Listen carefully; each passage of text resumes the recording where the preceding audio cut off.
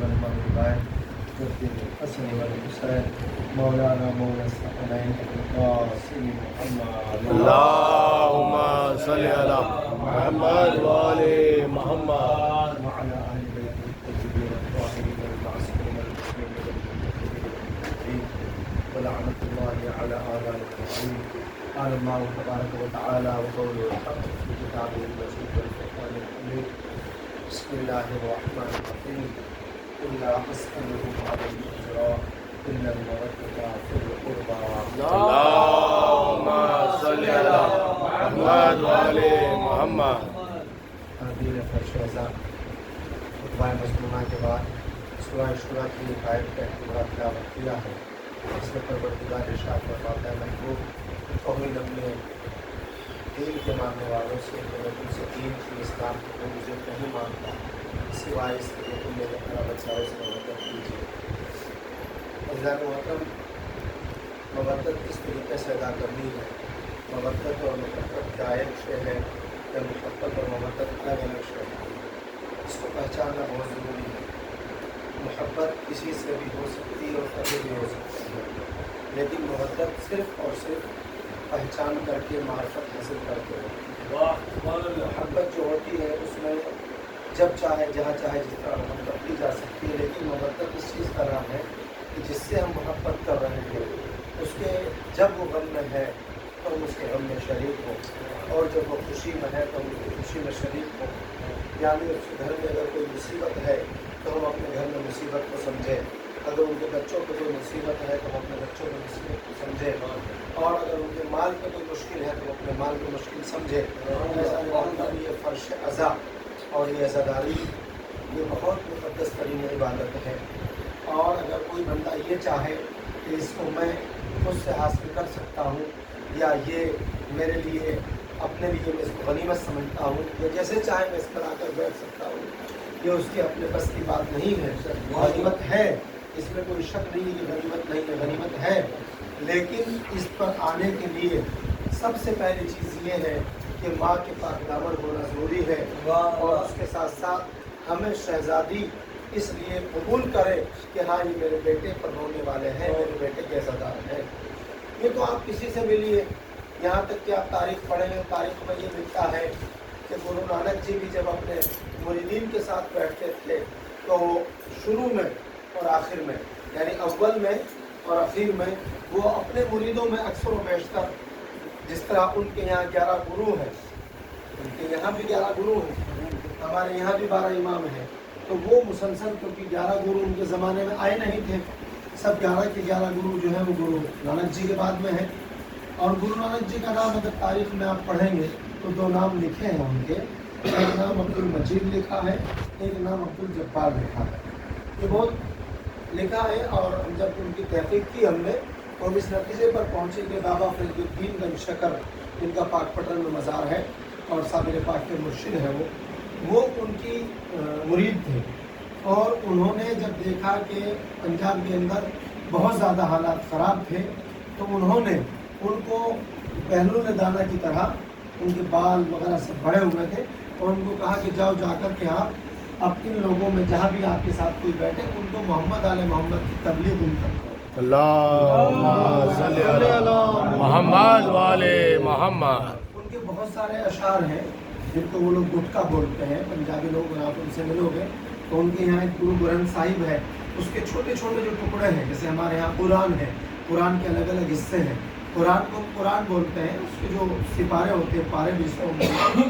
اسی طرح جو ان کے یہاں گرو گرنتھ صاحب کے ٹکڑے ہیں وہ اس کو اپنی زبان میں گٹکا بولتے ہیں. اور میں نے بہت سے مذاہب کے لوگوں سے میں ملا ہوں.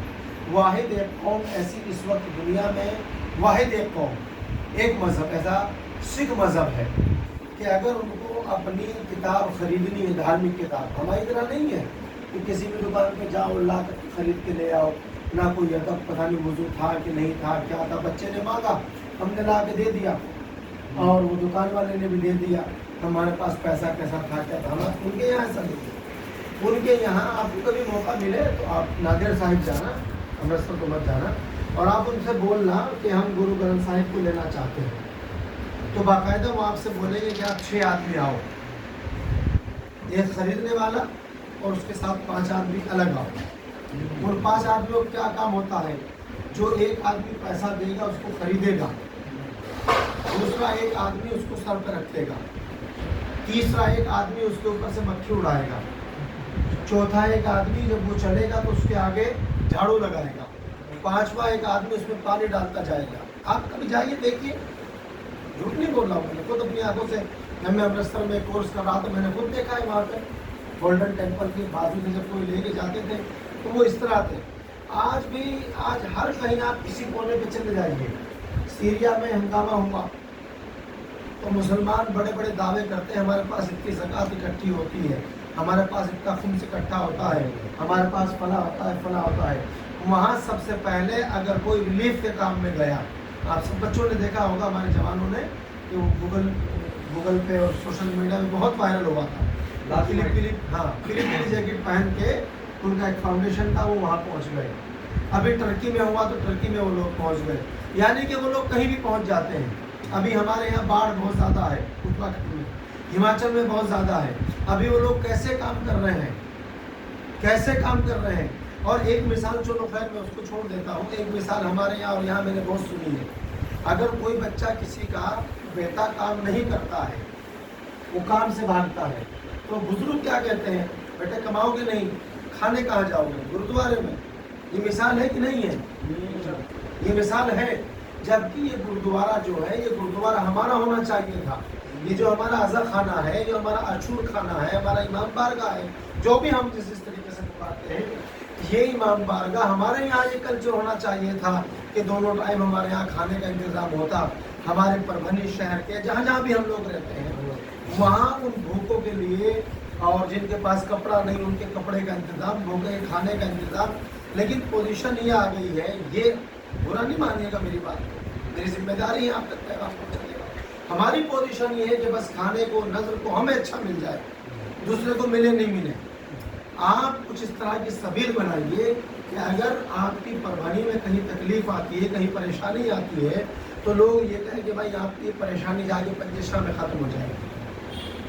भले ही आप कुछ भी कीजिए, लेकिन आप ऐसी मिसालें बनाइए। अब गुरु नानक जी ने जो सारा सिलसिला चलाया, उनका एक दुआ बहुत अजीब है। उसका एक शेर मुझे याद है, अपनी ज़ुबान में पढ़ता हूँ, पंजाबी में नहीं। गुरु नानक जी ने कहा कि इमाम हुसैन वो कमाल करके गए हैं, अपनी कुर्बानी ऐसे पेश की कि अगर वो कुर्बानी पत्थरों पर पड़ दी जाए तो पत्थरों की आंखों से आंसू निकल जाए। बताइए, इससे बड़ी कोई आज़ादारी और कोई मसाइल की जुमले कह सकता है मुसलमानों के अलावा? उसके अलावा एक बहुत मशहूर वाक़या उनका है, मौलाना कलीम साहब सिद्दीकी खुलत के हैं मुजफ्फरनगर के। उन्होंने एक किताब उसमें उन पर लिखा है कि गुरु नानक जी अपने चेलों के साथ, अपने मुरीदीन के साथ गुफ्तगू कर रहे थे। गुफ्तगू करते करते उनको पता चला कि मुहर्रम का चाँद नमूदार हो गया। मुहर्रम का चाँद, आज हमारे यहाँ मुहर्रम का चाँद हो गया, 1 तारीख हो गई, 2 हो गई, 3 हो गई, आज 7, 8, 9। आज भी हमारे चेहरे से लायक नहीं है कि हम किसी को दिखा सके, बताना कि हम किसी को दिखा सके, सामने वाला देख के हमारे चेहरे से महसूस करे, हाँ ये शिया है, ये मौला का चाहने वाला है। जब गुरु नानक जी को पता चला कि मुहर्रम का चाँद नमूदार हो गया, उन्होंने जितने उनके पास बैठे हुए थे उनसे कहा, जाओ अब तुम अपने घरों में जाओ और 10 दिन तक तुम्हें कुछ नहीं करना, तुम्हें 10 दिन तक इमाम हुसैन का नाम लेना है, उनका रोना। तो हर बज़्म में, तो रसूलुल्लाह जी बज़्म में भी लोग मुनाफिकीन मौजूद थे, तो वहाँ पर भी कुछ लोग ऐसे हो सकते हैं, और हमारी मजलिसों में हर जगह पर मुनाफिकीन होते हैं। तो इदान मोहतरम वो कुछ लोग उसमें खड़े हुए और कहा कि सरकार, हमने आपसे इमाम हुसैन का वाक़या बहुत सुना है, लेकिन आप तो ये कहते हैं कि वो मुसलमानों के इमाम हैं, वो मुसलमानों के इमाम हैं। तो गुरु नानक ने एक जुमला कहा कि अच्छा जाओ, हम तुम्हें हुक्म देते हैं कि तुम जाके करके अपने घरों में अपनी बहनों से निकाह करो, अपनी बेटियों से निकाह करो। तो वो लोग चौंक गए, कहा सरकार आपने ऐसी बात, क्या बहन और बेटी से कोई निकाह कर सकता है? तो गुरु नानक ने उनसे प्रकट करके पूछा, क्यों नहीं कर सकते? कहा ज़मीन इजाज़त नहीं देता।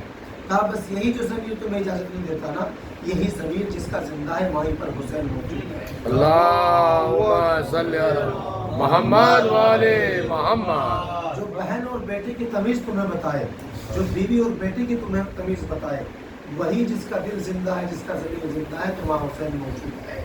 اگر حسین یہ کام نہ کرتے، اپنی قربانی پیش نہ کرتے، تو آج نہ باپ کو بیٹی کا شعور ہوتا، نہ بھائی کو بہن کا شعور ہوتا۔ یہ ہمارے امام کی بہت عظیم قربانی ہے عزیزانو۔ اس قربانی کو سمجھیے، اس قربانی کو لوگوں تک پہنچائیے، اور اس کا سب سے بہترین ذریعہ پہنچانے کا یہ ہے۔ میرے چھٹے امام سے پوچھا گیا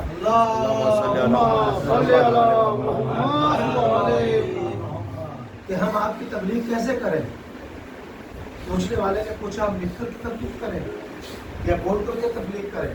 میرے امام کا بہت عجیب جملہ، جب تک قیامت کی صبح تک اس سنہرے حرفوں سے لکھنے کے لائق میرے امام کا جملہ، یہ تو ہر جملے ان کے سونے سے لکھنے قابل، لیکن یہ جملہ ہر چاہنے والے کو کہا کہ ہمارے شیعوں کے لیے، ہمارے چاہنے والوں کے لیے یہ واقعہ، میں نے یہ حدیث غالباً عاشور خانے میں پڑھی، لیکن میں نے وہاں پہ جملوں کو الگ طریقے سے پیش کیا تھا، کیونکہ لفظ شیعہ آج امت کے اندر اگر آپ دیکھیں گے تو ایک طریقے سے یہ لفظ ایسا ہو گیا کہ آپ کسی کو کافر کہیں وہ برداشت کر لے گا، آپ کسی کو کچھ اور کہیں وہ برداشت کر لے گا، لیکن اگر آپ کسی کو یہ کہہ دینا کہ یہ شیعہ ہو گیا تو خدا کی قسم ہم گزرے ہیں اس ماحول سے۔ اگر کوئی یہ کہے کہ یہ پنجابی ہو گیا، یہ کرسچن ہو گیا، ہو بھی رہے لوگ، کتنے مسلمان ہیں جو کرسچن ہو جاتے ہیں، لیکن کبھی آپ نے نہیں سنا ہوگا کہ گھر میں